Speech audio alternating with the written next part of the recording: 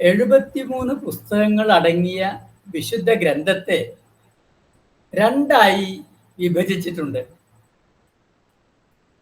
ആദ്യത്തെ 46 പുസ്തകങ്ങൾ അടങ്ങിയ പഴയ നിയമം അഥവാ പഴയ ഉടമ്പടി, തുടർന്നുള്ള 27 പുസ്തകങ്ങൾ അടങ്ങിയ പുതിയ നിയമം അഥവാ പുതിയ ഉടമ്പടി. ഹീബ്രു ബൈബിൾ പഴയ നിയമത്തെ 3ആയി തരംതിരിച്ചിട്ടുണ്ട്. 1 നിയമം, 2 പ്രവാചകന്മാർ, 3 ലിഖിതങ്ങൾ.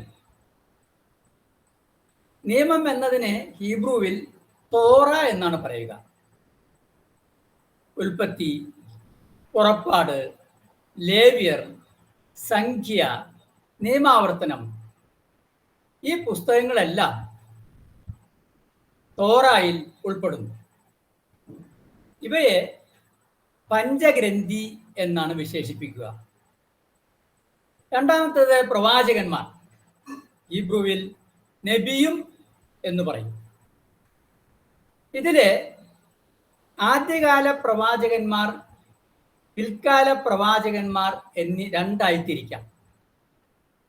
ആദ്യകാല പ്രവാചക ഗ്രന്ഥങ്ങൾ ജോഷുവ, ന്യായാധിപന്മാർ, സാമുവേലിന്റെ 1ഉം 2ഉം പുസ്തകങ്ങൾ, രാജാക്കന്മാരുടെ 1ഉം 2ഉം പുസ്തകങ്ങൾ എന്നിവ അടങ്ങുന്നു.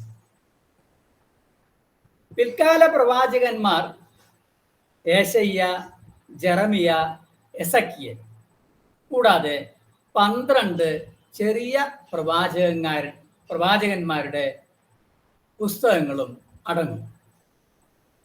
മൂന്നാമത്തേത് ലിഖിതങ്ങൾ, അതിനെ കൊത്തുബിം എന്നാണ് ഹീബ്രുവിൽ പറയുക.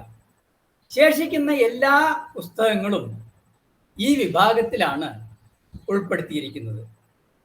Praise the Lord.